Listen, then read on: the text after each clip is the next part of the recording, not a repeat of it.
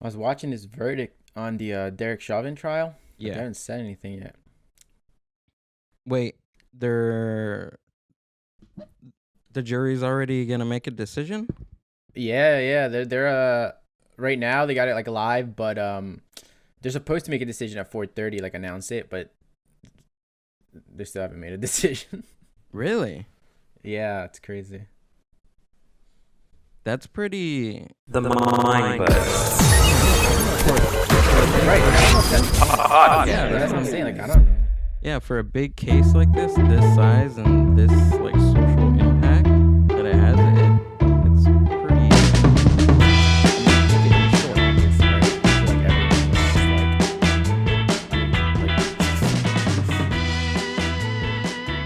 Yeah, he just convicted, dude. Like, are you kidding? We all saw it. Like, we all have eyes here. Like, yeah, like that. What?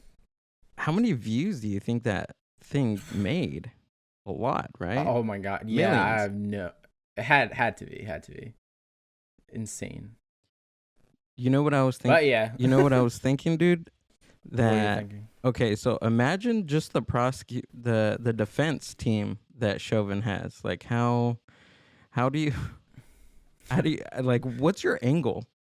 You know what I mean? That's what I'm thinking too. Like what do you are you like that much in need of money that like Maybe. you know what I mean?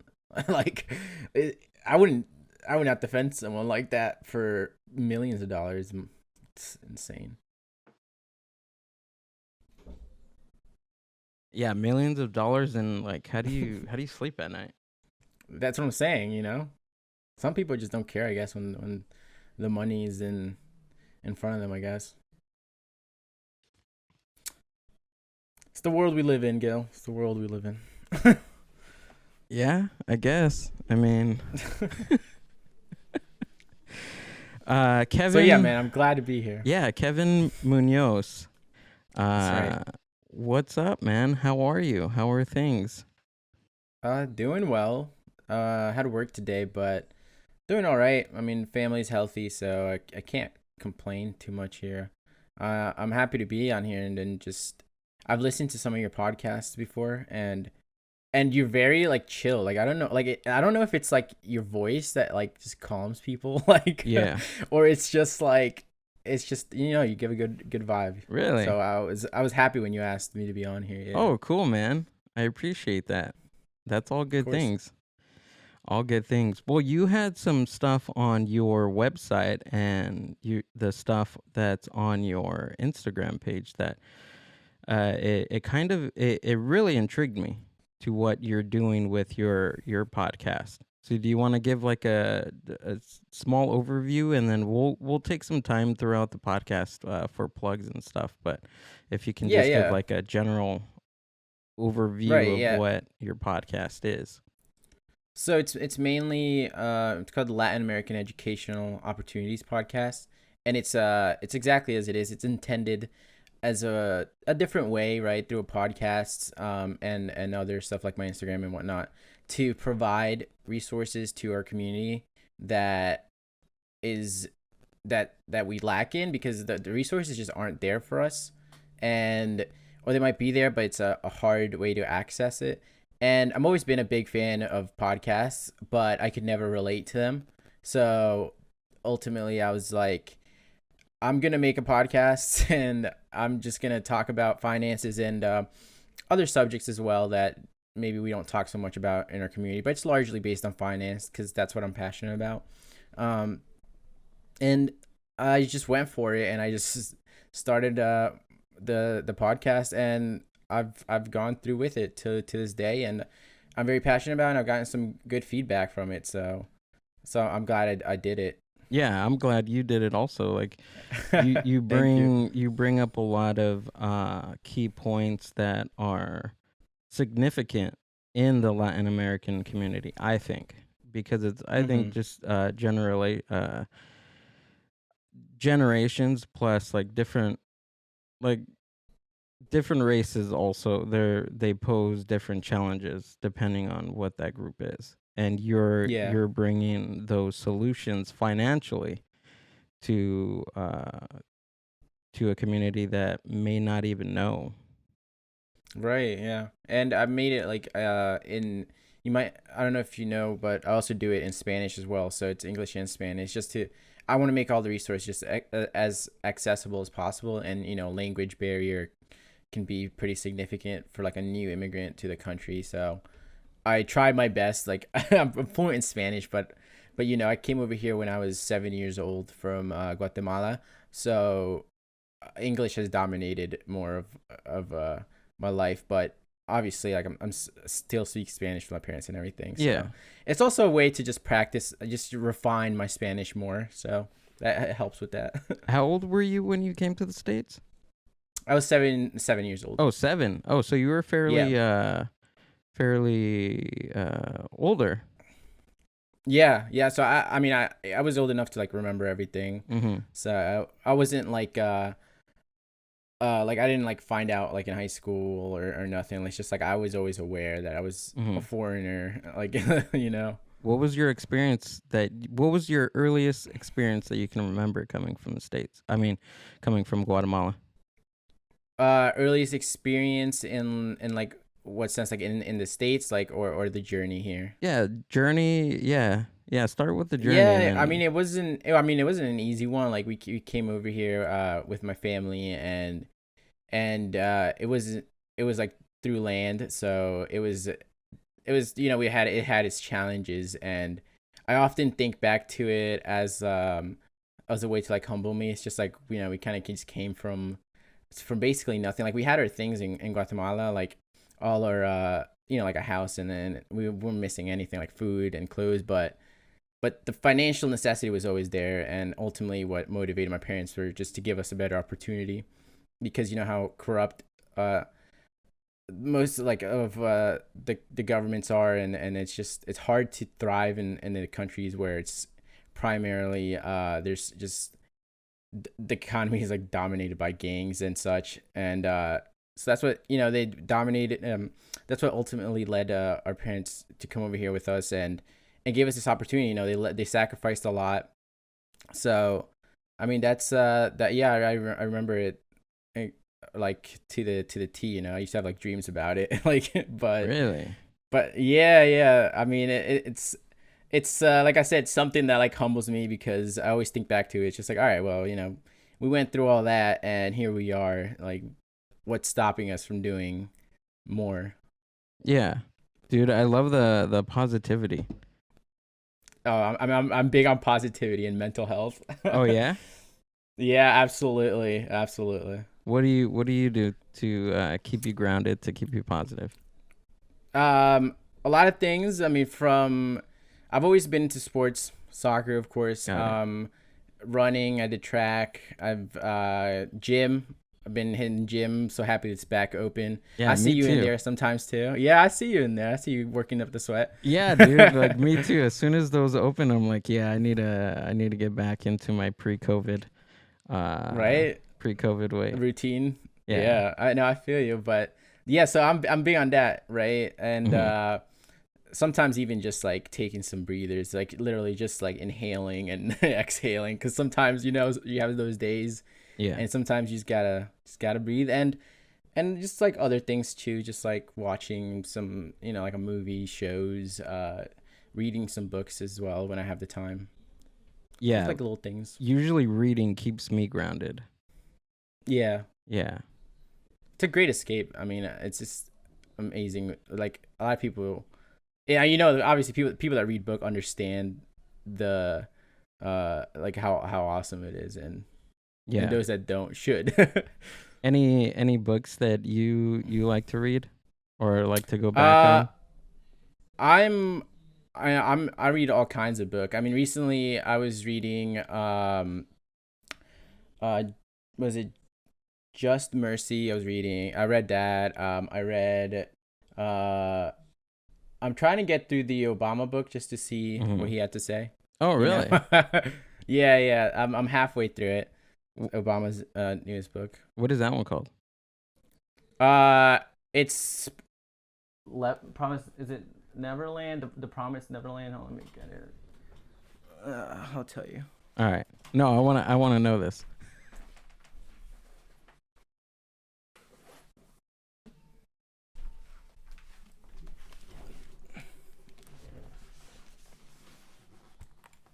Dude, that looks There you like a go. comfy chair. Promised land. Oh yeah, I know, right? Anybody that I'm looking at Kevin right now, and he has just the coolest chair. Dude, this is my most recent investment. Yeah. You know, yeah, it's got the Batman logo on it. Oh, that's I cool. don't know if you can see it, but like Yeah. big fan of that.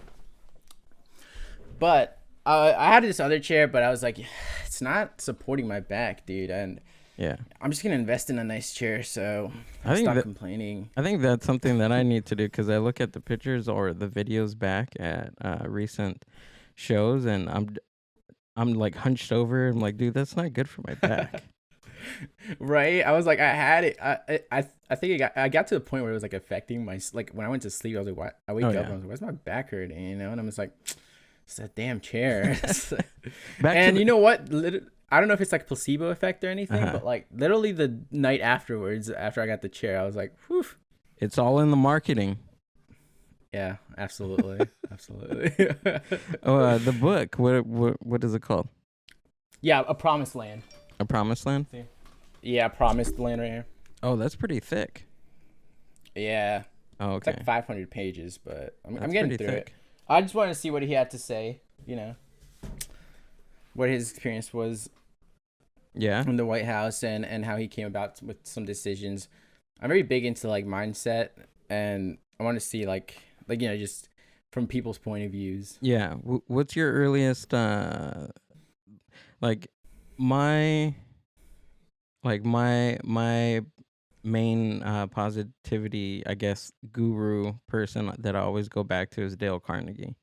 Even though like Oh all yeah, his stuff is like so old, and Norman Vincent Peale and all those guys, even though they're so old, it's so timeless when you yeah, go no, back to your absolutely. stuff. So timeless. Yeah, yeah. And Mark No, I Manson. agree. Mm-hmm. Mark Manson's really good. He's Yeah. like really, he's edgy, but he's also very big on new age psychology and stuff. Oh really? Yeah. Oh. Yeah. What's some recommendations you got? He's the author of Not Giving a Fuck. Oh, okay. Okay, I have heard of that. Yeah. Yeah. Yeah, he's the author. Yeah, yeah. Oh, okay. I haven't read it though. Yeah. Yeah, that one's good. And Jen Sincero is also good. She's the writer of You're a Badass. Okay. I'm definitely gonna have to read these. Yeah, those ones You know are what cool. the problem is? You know what the problem is? I'm always looking like to buy new books, Uh-huh. but I still have like a whole bunch I gotta finish. It's a struggle. I understand that problem all the time. Like my partner has to like remove Amazon Prime off of my phone because I won't stop ordering so books. Yeah. I have like a reading, like you know, you have kind of like a watch list. I have like a reading. Oh, like, yeah. watch list. Like yeah. Just the problem, I never get to read them. relate. That's right. Yeah. I'm with you on that. That's the dilemma. You like ordering books, but you don't like reading. Well, you want to read them, but it's like you said, it's a struggle. Right. Yeah. No, So I can relate. you came back from Guatemala. I mean, well, you came from Guatemala at the age of 7. That's right. Tell me about like did you always speak what language do they speak in Guatemala? You have to tell Spanish. me. I'm an idiot when it comes to languages and the world, depending on Hey, if no it's flat worries. or not, or yeah. Yeah. No, Spanish. I was always fluent in Spanish, so when I had to learn English when I came here, so we lived in California in Inglewood for a year. I didn't pick up any Spanish there. We went to Denver, Colorado for 2 years. I actually I went to school there while I was there, so that's where I learned my English. And then eventually we moved to New Jersey, and that's where I'm at now. Oh, okay. Jersey boy. Yeah, that's right. Yep. Nice. Oh, that's cool. I didn't. Yeah. I must have missed that somewhere in the bio or or something. But so you Yeah, yeah. originally California, then Colorado, and then just keep on Yeah, we going back literally east. hopped, from one end to the other. Yeah, yeah. Where So are you from? I'm from LA. Oh, LA. outside of Okay. LA, Whittier. Right, right. Oh, okay, okay. Yeah, I grew up in Whittier, Uptown Whittier, and South Whittier. Nice. Yeah, I think so. Okay. That's pretty fun. What I could remember. What you can remember, yeah. Where did you pick up English at? It was in Denver, Colorado. We had I went to school there, but I had to take special classes because I didn't know any English, right? Yeah. So I was there, and they put me in just ESL, and I picked up a bit of English there. And then when we moved to New Jersey, I made friends, and then it just kind of when you're young, you kind of just pick up a new language easier. So there, through trial and error, right, and special classes, I learned. Yeah, it's so fascinating that a human being can know more than one language. Right. I if it was up to if I had the capacity or the time, I guess we all kind of have the capacity, but the time to learn a bunch of languages, I would do that because I'm so fascinated by just these languages, in general. What else would you learn? So let me answer this. What language do they speak in Guatemala? Spanish. Oh, yeah. so it is Spanish because I know. Yeah. In certain parts of South America, they speak Portuguese and stuff, right? Yeah, right, exactly, yeah. And other languages too. It's like the native languages that they have there. It's just it could be different. Yeah. Yeah. So how did you get into finance and stuff? Basically just kind of I started having a knack for it once I was in high school, right around the time that we got DACA. I don't are you aware of DACA? Yeah, so that's something that maybe you can go into detail and share your experience, because I've heard that term maybe not. I can count the times that I've heard this. Yeah, it's amazing. My girl gave me a just a brief history, but she knows quite a few students that receive this. But can you tell us what Yeah. that It's is? yes, so it stands for deferred arrival, for deferred childhood arrival, right? Deferred action for childhood arrival, and it was passed under Obama's administration at around the time when he was up for re-election. So that was around 2012, and it's essentially gives us immigrant kids that were brought here as children to be able to work in the country, so we could get a social security number or driver's license. So even pay taxes, but we don't reap any of the benefits, but we're just able to work, and through the social security number is the biggest thing. And so that was around when I was in high school. I want to say around must have been a sophomore. And after I quickly realized the fees that came with it after we got a lawyer, and we had to start because we have to renew it every 2 years. So and so this program, you have to renew it every 2 years. How old? I mean, what's the age that you're able to receive this? There was a cutoff. I think it was around. I'm not too certain around the exact age, but I know there's a cutoff around 30 when I was a sophomore or so. Oh, really? 30 years old or so. So there was a lot of people that they didn't get it, which is why dreamers is a kind of like the term that describes like all the immigrants, because there were some people that were left out of receiving DACA, and it's unfortunate because they don't get to receive it just because they're older, right? Yeah. And So yeah, so yeah. the dreamers are that's a different term for another group of, I guess, Yes. citizens So that it's never got like, a or immigrants that never got a DACA thing. yeah. So we all fall like we're all dreamers, but DACA is more like the it's like a certain group, right? Like we're the ones that did get like we fell under the Oh, program, okay. and then dreamers is just like millions that didn't, Damn. and yeah, and DACA as well, but. So it's been a struggle because with different administrations, we've never gotten a certain, like, we haven't gotten an answer from Congress or anything that they like a pathway to citizenship, and it's been years like that, and we've just been used as a like a political football, Yeah. and it's just it's a struggle. So right now that immigration is under the spotlight, it's kind of come back again, and under the new administration, we're seeing what's gonna happen. So that's probably why you might be hearing it even more now. Correct me if I'm wrong. During the last administration, I guess Donald Trump was gonna, like, I mean, don't quote me, but he was gonna. I've never looked at any of this Yeah, he was stuff gonna end it. before. He was gonna end it, right? Yeah, I Mhm. heard a lot from not my family, but from my partner's family that Yeah. a lot of people were gonna be you know hurt Yeah.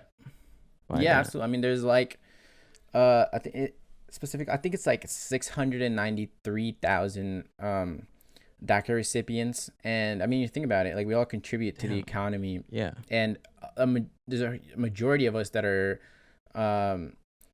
like in the healthcare space as well. So that's like nurses and such that are essential. So I mean, that was is huge. Yeah. How much? What was the number again that you said? It was like 6,000 Like something. 693,000. I mean, if you want to like round up, just 600 700. and Yeah, like 96,000. yeah, yeah. If you want to round up, it's like 700,000. But Damn, that's like whole states. yeah, I know, right? Do you know why the reason he wanted to get rid of that?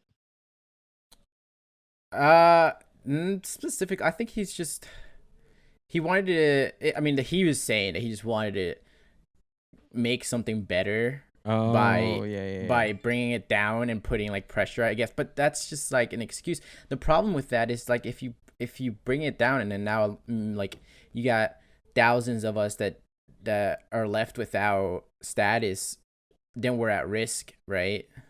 So if nothing's done, and we know that it takes years or just to pass like a bill that can actually even have like a benefit for us, just because politics, that's the name of the game, I guess. Yeah. No, I wanted to look up this what actually really happened. Well, Yeah. Supreme Court overturns Trump administration's termination of the DACA. Huh. Right. Yep. So, wow, this was last year. Yeah. Yep. Damn, just right before right before he was going to leave, he wanted to get rid of this. That's Yeah, you want to screw us over, I know. 600,000. So that's why when Trump got elected, obviously like many others, but we were also like at fear, just because we're like, well, we don't know what's gonna happen. We've heard him say that he's against it. The only the good thing that we have going for us is just that like a lot of businesses and universities have come together to stand behind DACA, and for it to like not get struck down, and kind of put on pressure along with all the people that go to the White House, and put pressure on politicians to keep it or give us a road to citizenship. Yeah. That's insane. Well, if you think about it, okay, I'm pretty sure that this is a horrifying scenario and you don't have to answer this, but uh, just a what if that would have passed?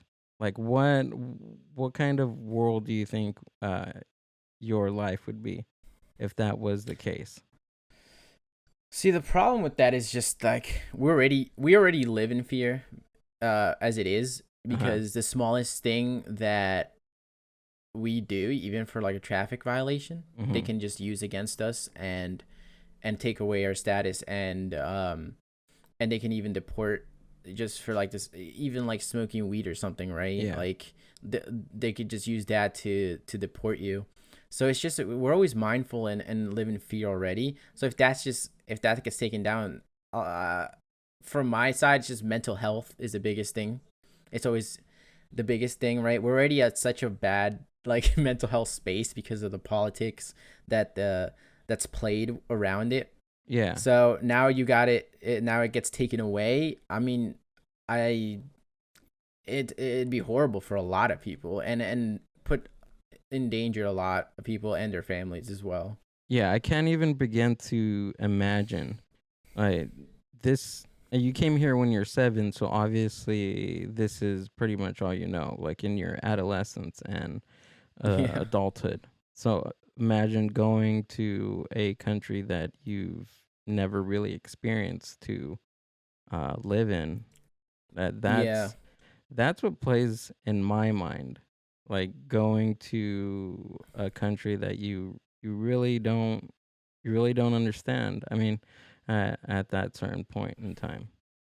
Exactly, and that's the biggest thing. You're a foreigner here, but this is all we know, right? This is like this has Yeah, become our home. this is the home too. Um, This is your home also. right, and then now you're being deported to where you came from, but you don't even like that's not even your home anymore. You know what I mean? Like it's your home, but this is all you know now. Like now you're a foreigner there too. Yeah. So it's just a struggle. Yeah, where's the middle ground? Like Right. where is it? Where is it, Kevin? No idea. No idea. They just need to give us a pathway to citizenship, and that's what we're waiting for. I mean, we've been in limbo for years, a Yeah. century. It's not even funny anymore. Now that immigration's on the spotlight, it's finally there's finally pressure on this new administration. That's a So big thing. yeah. Immigration is a big thing, and that's something that I keep hearing Absolutely. on mainstream media. Immigration, Mm-hmm. immigration, people coming in. My old Right. venue that I used to work for in Pomona, California, they're opening their huge 500-acre facility to house immigrants or immigrant children that are coming from the Wow. Yeah. borders. Yeah. Like refugees. Yeah. Yeah, they're doing that in Pomona, and they're also doing that in Long Beach, also at the convention center. So Okay. they're using all this space. I mean, but it's Yeah. Yeah. as we as we talked about it on the last podcast that I did. I forgot who I was talking to, but the what came up was the workforce and how it's gonna change. Um, Especially with an influx of immigrants coming to the country. That's what I was Oh thinking. yeah. That's what we're talking Absolutely. about. How uh, change that can be. No, yeah. That's another thing I just preach in my podcast, and on my Instagram page. Is like our buying power that Latinos and then just minorities in general as Yeah. well have. Like if you're not aware of how much like buying power you have collectively, like look it up. Like for Latinos, I know it's in the trillions, and then like that is insane. You know, like imagine we all come together to not uh support like a certain company because they're racist or they decide maybe not to like pay our people or whatnot, if we all come together and then just decide to like boycott a company, that's a statement right there, because they want our money. And I always tell people, if you're feeling like alone and like no one values you, like think about all of the people that want your money. Like companies, they want your money. Like they want your money. Yeah. So, some what of I them mean? even, if you owe them money, some of them even give you a nice phone call. That's what I'm saying. They send you nice right. little text messages. Hey, we want our money. We miss you. Right? Yeah. Come by. Hurry up and buy. That's right. Yep. Come back, they'll email you like, hey, we noticed you haven't shopped with us for a month now. Like, here's a discount. I think that's insane. Like, Right. what did I buy? I was on a podcast and I was talking to Brian from Concerts That Made Us about Alexa and Google and how we put our info in with everything, and ads just start coming on my phone about the stuff that I was just even talking about. What was it? I was talking about? We're talking about like Elvis stuff or whatever, and an Elvis T-shirt came up on. I like it. Isn't that insane? I like it because it's convenient. Yeah, I was like, oh, cool. Buy now. Yeah, they got you. They got They you. got me. They got you. They got me. That's funny. That reminds me, like, I was talking to my girlfriend about like protein powder for some reason. I was like, I need to get like a new protein powder or something. Yeah. And like the very next second, like the next day, she's like, why do I have like ads for protein powder? And I was like, oh, because she doesn't buy like protein powder. Yeah. And it's because we were talking about it. Insane. It's super interesting. It's I don't want to get into predictive programming or anything, but this podcast we're talking about finance with Kevin. So that's right.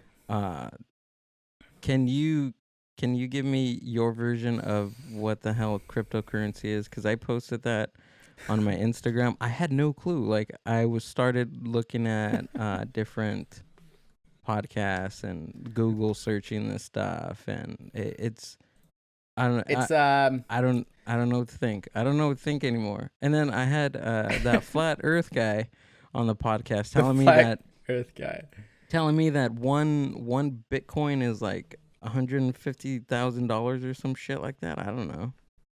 Yeah. So right now Bitcoin's at like 56,000 as we speak. I think. What the hell one is Bitcoin? That? Yeah. So it's a digital currency. I mean, as best as I can put it, it's a decentralized digital currency that you can buy, you can sell, and you can even like exchange directly, without having a bank be the intermediary.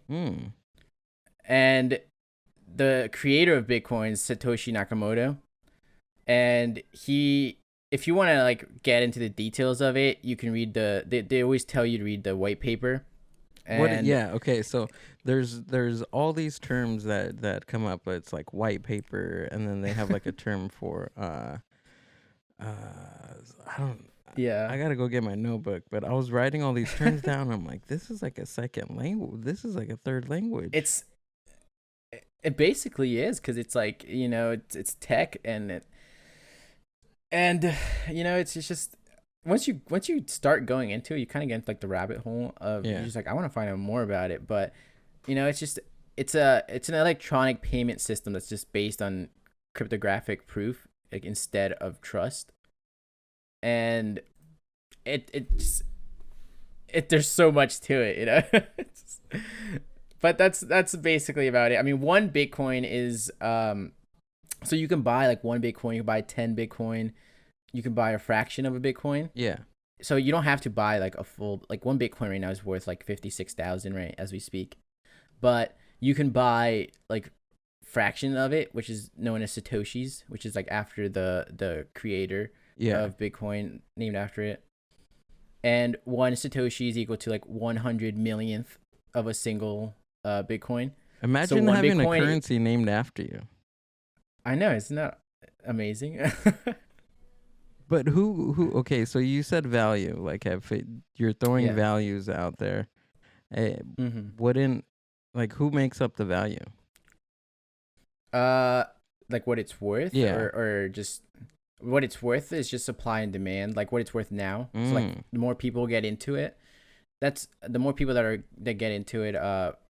Currently, like more institutions are getting into it, so it's driving up the value because like Tesla. I don't know if you've seen Elon Musk. He put it on the balance sheet of Tesla. So when people saw that, it was around. I believe it was trading around like 35,000. Yeah. And when people saw that, it just the price skyrocketed because it's just supply and demand, so more people wanted to be part of it. But I mean, what's amazing about it, and I think what I think is amazing about it, is just that it's this form of electronic, like it's a digital currency, right? So that means you can send Bitcoin to anyone in the world within like seconds without having like a bank in the middle. Well, you know how banks they not only do they charge so much money, Yeah. just to send money, but it also takes forever, and this is just like almost instant. What? Is this Yeah, so that's like what's is that's this the what's so future fascinating to me. of money? Like, is this gonna be? I think so. Is this gonna be the And you main know thing what? that we pay for? Your crackers for And Jimmy. yeah, I mean that's why I find it so fascinating. And even now recently, like I mentioned a lot of institutions getting into it. A lot of banks like JP Morgan, I think they're coming out with a mutual fund that's gonna follow it. And that's just to show like how much of a demand there is for it from like investors. And even like China, like the other day, started saying how it's like an alternative investment as well. So I very much think I just think the function for it and just the message behind it and the technology behind it is just revolutionary, right? Yeah. That's just, I don't know. That's wild to me. That how did you get? How did you get into it? I I knew about it in high school just from like all the techies, Really? but I had no idea. Like, I mean, at that time it was still cheap comparatively. What Like, what let me to put a timestamp. What year was this? I was in when I heard first time I ever heard about it. I was in junior year. Okay. So Yeah, what year? so I was like 2000. I'd say 13, 2013, 2012, 2012, What year did you graduate high school?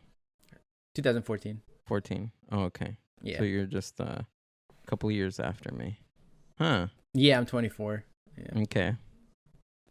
So around that time, yeah. it was trading at like, let me find out real quick. Yeah. But it was Yeah, you're more than welcome insanely to open up cheap. the laptop or so All we right, can yeah, Google search stuff. Yeah, I don't Alright, mind. let me see here. All right, 2013. It was trading at around 2013. It was trading around like around 3,000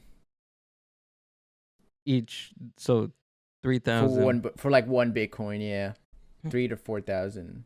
And right now it's at 56,000. Whoa. So it's like, if you got in back then, you'd be pretty rich. But then again, it's like who has like I didn't have that much money just even to put it in. But yeah. I mean, that goes back to how I got into finance too. Just because of all the, like I said, like all the fees related to DACA and stuff that motivated me to be like, well, I need to start budgeting. I need to start handling my own money, or else I'm not gonna be able to afford to renew my my DACA application, which was like $500 plus lawyer fees was like $1,000 for a high schooler. Hold on. Wait a minute. Yeah. So wait, so you have to pay for this program? So each DACA recipient has to pay for renewal fees every 2 What? years, which is it's $495, right? So it's like $500. But if you do it through a lawyer, which we did just because we wanted to be more like due diligent and make sure everything's right, Yeah. because we don't want to mess this type of paperwork, it comes to like $1,000. So it's like $1,000 every 2 years, and it's just it's a lot for a high schooler, and especially when I went to high school. After high school, I went to college. I went to community college for like 2 years, and I was under a scholarship. I was lucky enough to get a scholarship to go to community college for 2 years, but I still had to pay like books and such, right? Yeah. And so I was working, going to college, with worrying to have to like renew my status as well. Damn. So all these things just kind of like, oh, man, I need to find out more about like money and make sure that I'm on top of it. Yeah. What are you studying now that's attributing to that goal? Yes. So, well, right now I'm working full time as a financial assistant, Oh. but it's for like a health. Yeah, so it's for healthcare, in the healthcare industry, which is interesting. But I mean, I still deal with just like shareholders and looking at statements and that monthly basis like analysis of the revenue and such. So I started like that, and then I started looking at my own finances, and ultimately just taught myself like a lot of the things I just teach myself. Yeah, that's really cool, man. Like I didn't even know what the hell credit was until recently. So you Yeah, I have a new episode on that. My most recent episode's on credit, actually. really? Okay. Yeah, and I put a post too on my Instagram. Sweet. Can you give like a little like a little small summary. overview of what that? Yeah, I go over like US credit history, and also not only like what it is, but also from like an immigrant, like the importance of it from like an immigrant side. But I cover like what it is, how it works. How your credit scores, it ranges from 300 to 850, and a credit score like 700 or above, it's generally considered good.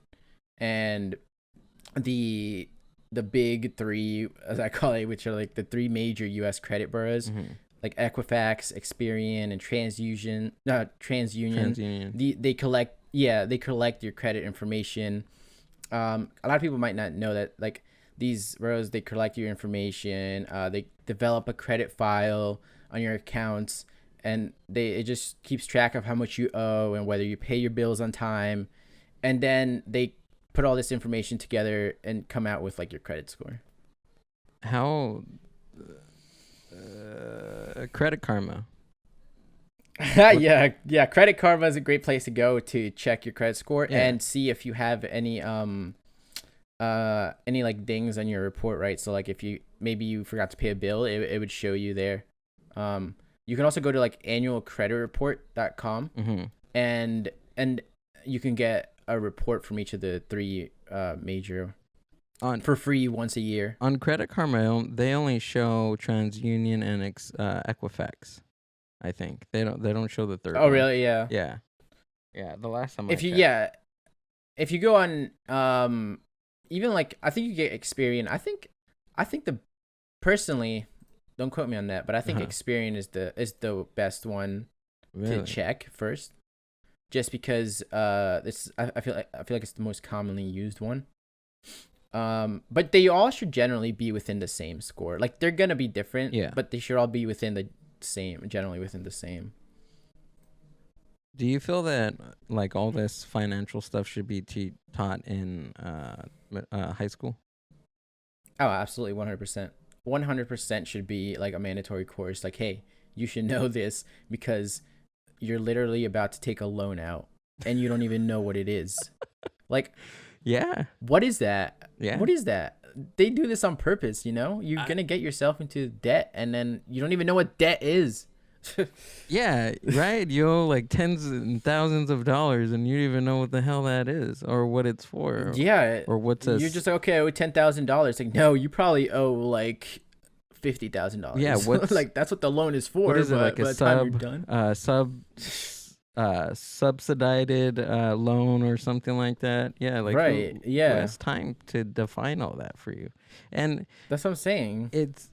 I mean, I don't know. That was my experience when going to college. Like, it was just that whole. I can only imagine now being a DACA recipient how Yeah. more wild that it would be to pay for college. Right. Yeah. I was. Yeah.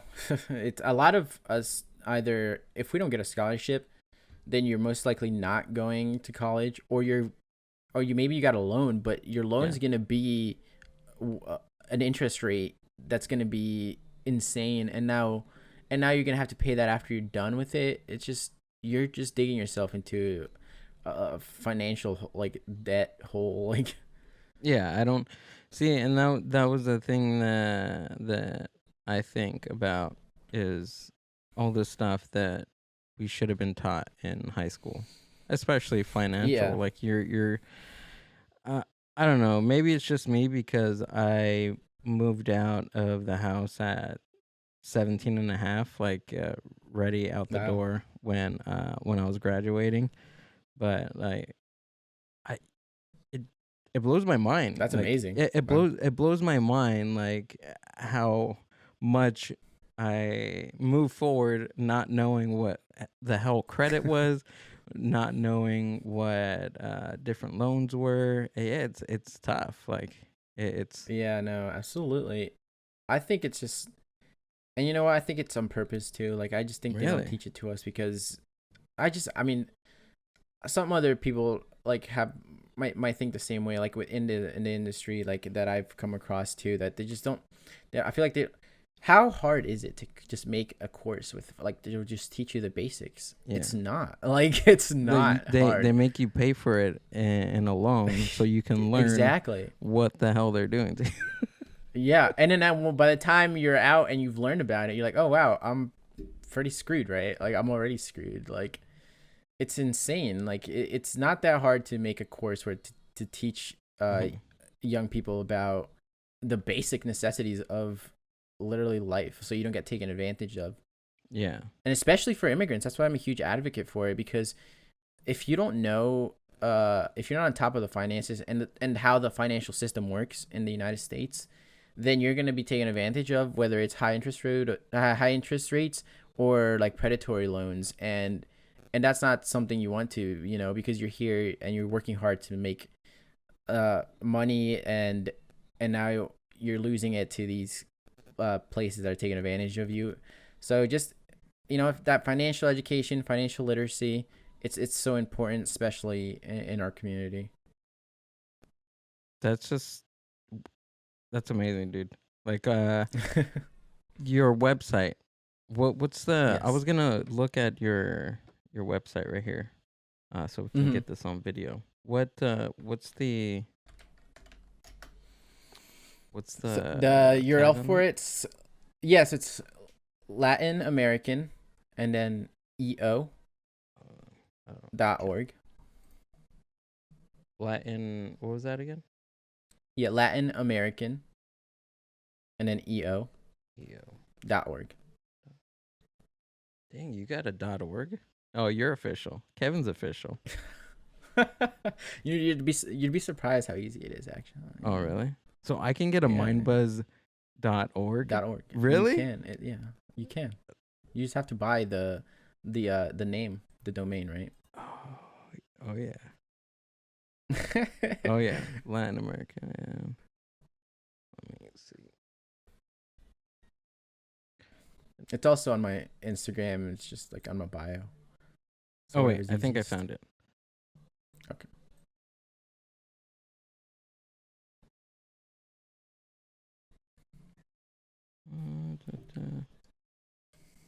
Cool. And we're here. Oh, that was another thing too. The payday loan.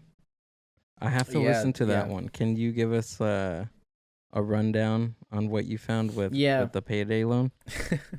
Yeah, I briefly mentioned it, payday loans here too, but it's just they're predatory loans, right? That's just a type of Okay. predatory loans. They take advantage of. I went over it because our community there's so much of the Latin American community that uses payday loans because they don't have credit, and because these payday loans they'll give you money, straightforward, and then take it from like your check, or or and they'll charge interest, and if you don't pay them back, oftentimes they're predatory loans, because in the fine print it's usually like if you don't pay them back within like a week, they'll charge you like up to like 300% like interest, which is insane. And a lot of times we don't know that, like our community doesn't know that, and they'll be paying so much money.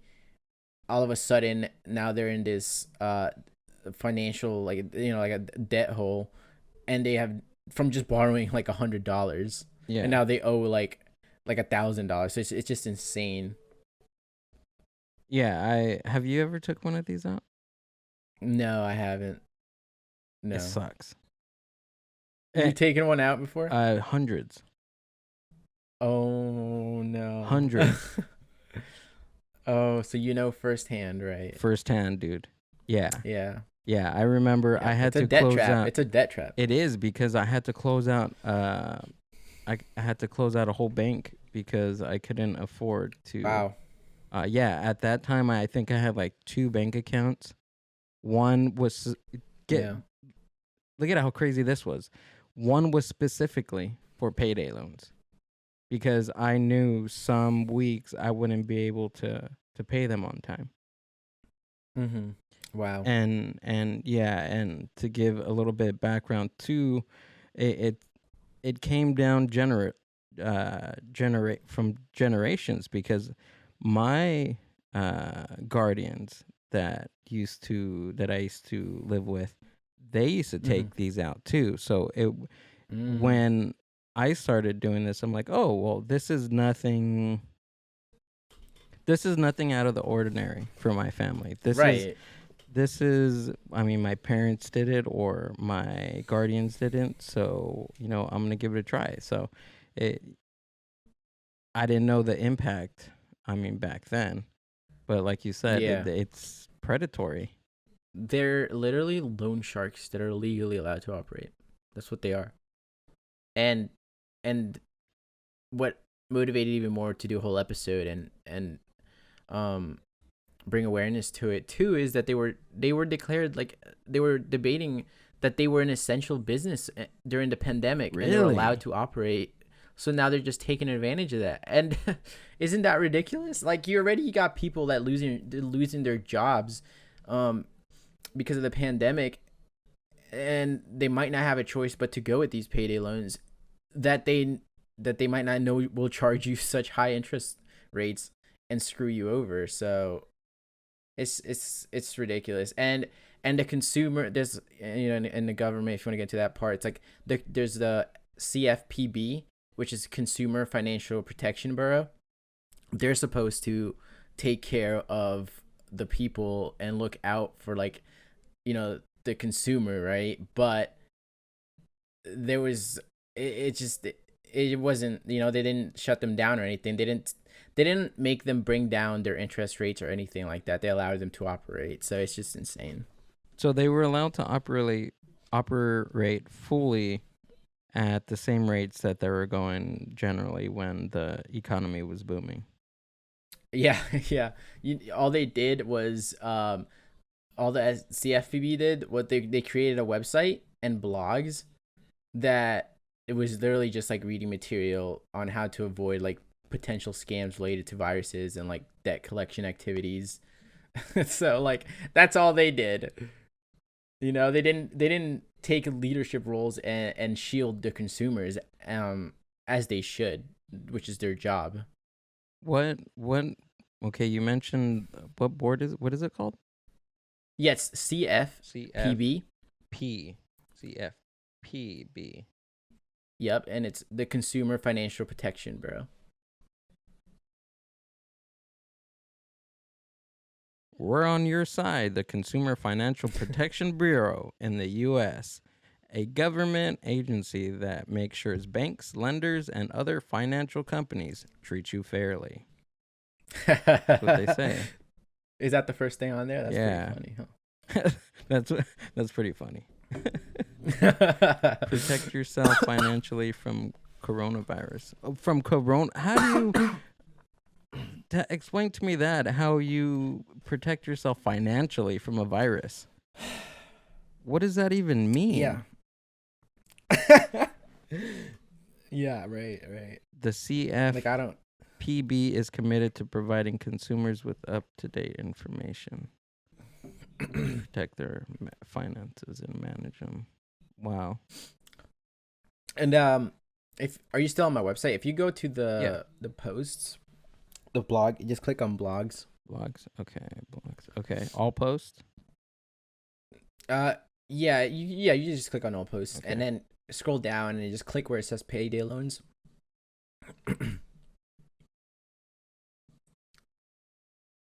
Payday loans. Episode 11. Pick that one. Yep. Okay. And I always like to do these just like as a summary. But that's basically everything I cover there. If you scroll like almost to the bottom, there's where it's titled the CFPB COVID response. That's just like a little bit of what I already mentioned as well. And above that, it's just my like overall history of the CFPB. All right. Are you on it, or do you want to read this? Go ahead. Yeah. Which part do you want me to read? Like what it is, or the CFPB COVID response? Yeah. Okay. So I'll just read off verbatim. So in there, I just state that all the CFPB did, like I mentioned before, was they only created like websites and blogs, which was in turn it was just material for us to read and how to avoid potential scams related to the virus and debt collection activities, which is fine. But all these efforts, in my opinion, they've fallen short. There were millions of workers even now unemployed and millions of families struggling to pay their mortgage and rent. The borough, they need to take a leadership role in shielding consumers from as much economic harm as possible instead of just giving us some reading material, in which those that actually need it might not even be able to access it because they don't have enough to pay for their internet bill, right? This stuff is only online. And the consumer advocates and others, they expected the borough to become more aggressive with President-elect Joe Biden in office now, who pledged to hold financial institutions accountable. So we're yet to see that, but we'll see what happens. Damn. Consumer advocates and others expect the bureau to become more aggressive. Yeah. Instead of just making blogs, and they didn't hire anybody to help settle the problem. They hired media people and consumers to create websites to tell you what the problem is, but not really give you a clear definition on how to fix it. And you know what, they probably did that just to be like, hey, well, we made you aware of it, right? You know what I mean? Yeah. Like insane. Yeah, it's like we're letting you know we're fucking you, but we're still fucking you. I mean, That's right. Yeah. Wow. This is So things like that. That I go over. This is awesome stuff, man. Thank you. Appreciate that. Yeah. Any other stuff that you want to share? Just those type of things that I go over mainly. Recently I've done kind of like I mentioned, credit history, Bitcoins and NFTs, buying a house. A lot of immigrants might not be aware, but they are able to buy a house, and even if you don't have like social security number, you can have like an ITIN number, which is an individual tax identification number. So you said something that I really don't. Sorry to cut you off, but no, go ahead. Why wouldn't an immigrant be able to buy a house? The loan process. I don't think anybody. Well, I don't know that. That's interesting to me. But you said it was because of the loan factor. Yeah. So, a lot of them might not be aware that they can. They might think that they can't, and I certainly did, but they can. And the only problem is like I said, the loans, because you might, if you are able to get a loan, then the interest rate on that is going to be insane. And like interest rate on like a 30-year loan, you're going to be paying a lot of money. So I came out with like an episode just kind of explaining like make sure you get your credit score up, and you can do that through an individual tax identification number. So it's like how do my whole thing is navigating the financial system from an immigrant's perspective, and still providing the quality of resources as a citizen would, and that's just my whole thing, because we have to navigate it differently, because we have to open like different doors because certain ones are closed for us, right? Yeah.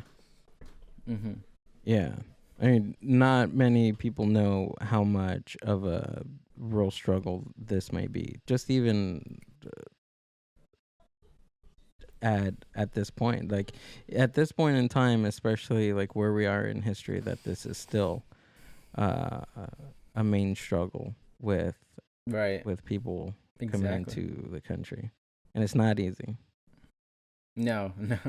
I feel that it's the narrative is that these immigrants are coming into the country and just taking money from the government. That's just mind blowing. Just I how know. some people think that way, especially now. I know. It's ridiculous. They it's it's insane because we pay, like I said, we literally pay taxes, and we pay a lot of money towards taxes, and we can't get any of the benefits for it. So it's insane, and most of us are working jobs that aren't that most Americans aren't even gonna be working, and if we're able to get like a high paying job, then that's because we educated ourselves, Yeah. and such. So it's just at that point, it's just like deserved, and it's just ridiculous what some people say. Yeah. Yeah, especially and when you think about during the Trump administration, how that was blown out of proportion, especially when you have your presidential elect or leader say stuff like that. Yeah, exactly. Blows my mind.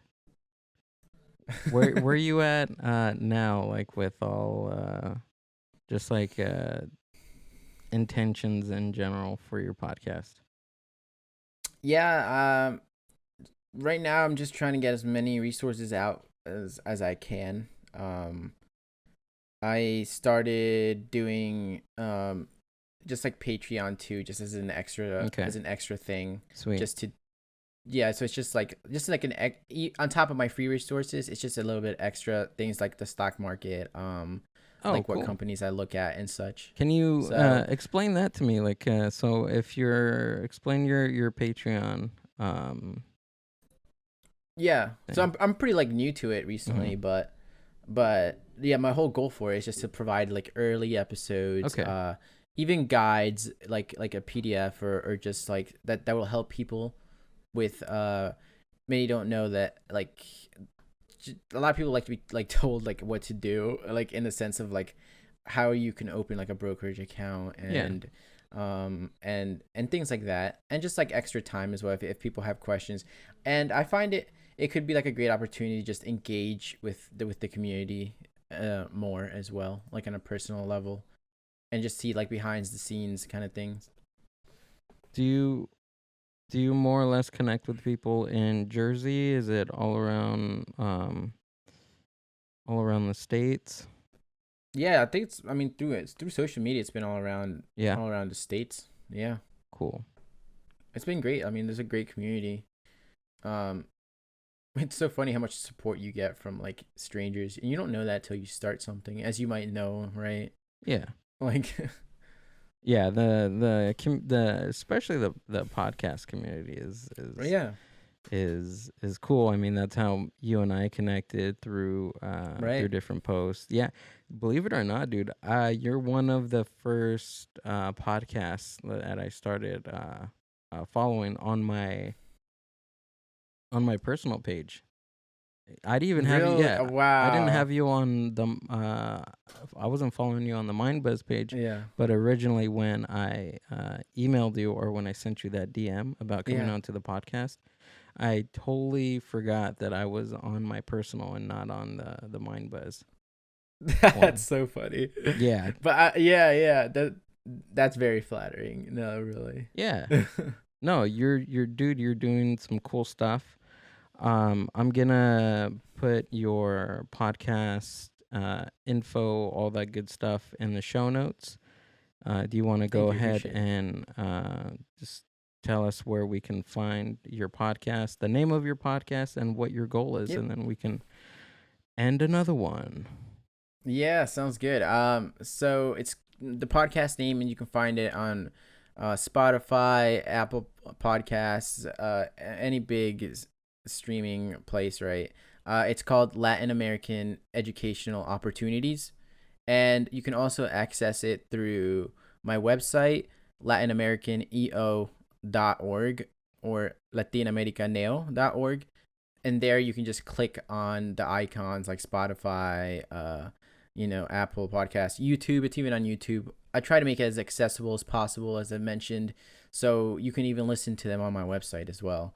So, and I'm mostly active on my Instagram.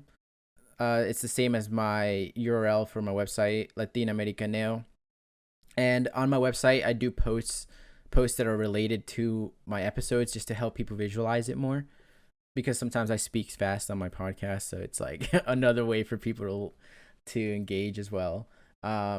And yeah, I mean, my goal is just to make it as easy for people to access as possible, especially immigrants, and then just anyone that's interested in finance in general. I'm always learning new things, and I'm sharing it with people. So if people also want me to cover something, they can hit me up, and I'll cover it. So yeah. Oh, that's a cool function. That's cool. Mm-hmm. Yeah. No, I'm just right now. For everybody on YouTube that would like to take a look at this, I'm scrolling throughout your website, which is really Oh yeah. really cool. Thank you. I'm always working on like different things for it. So It's dude, it's showing. Like it really shows. Yeah, just thank all you. the That means a lot. yeah, I'm a nerd when it comes to all making everything's Yeah. cohesive looking, and dude, your stuff is awesome. Right. Oh, thank you. Oh, that really means a lot. I'm very like I'm new to it, so I'm always learning. Like Yeah. I said, especially with like websites and stuff. But at the end of the day, I'm just trying to make it like make it clean, of course, but also put the information out there for everyone. Yeah. Yeah. One more thing before we go, I have to ask you. What's the deal with Latinx?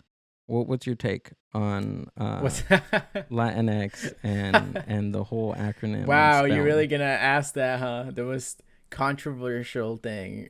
Yeah.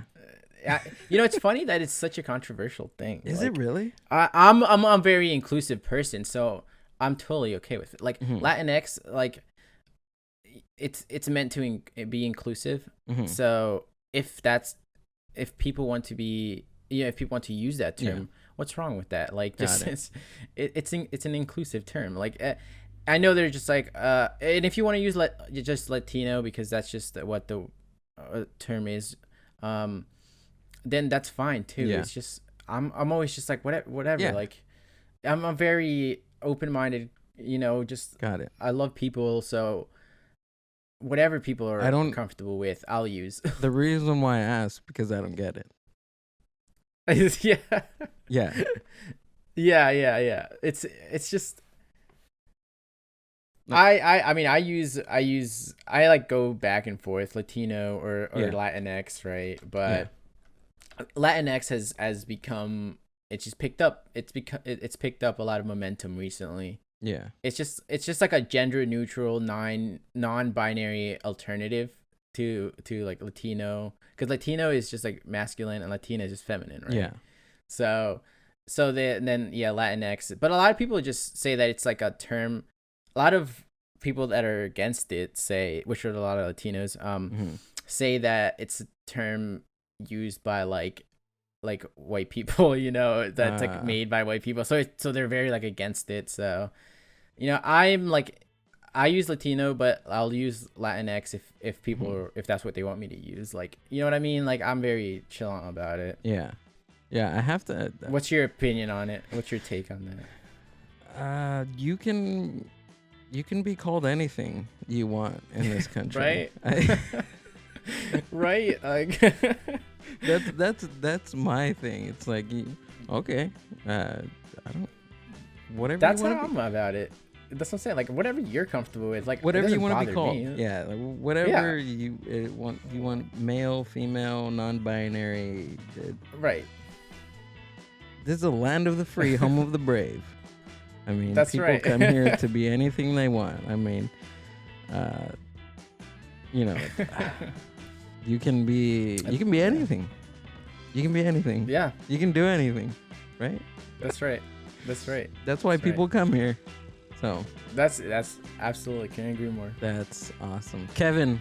This was awesome, dude. Gil, it's an honor. Thanks for being on. Like, I really appreciate it. Like, I have fun. Yeah. Thank you for having me too. I'm looking forward into the future to what more your podcast is going to cover, what it's going to do for the community, and it's doing a lot of great stuff right now, and it looks amazing. Thank you. So thank you. I invite everybody right now to go to the show notes, take a look at Kevin's amazing podcast.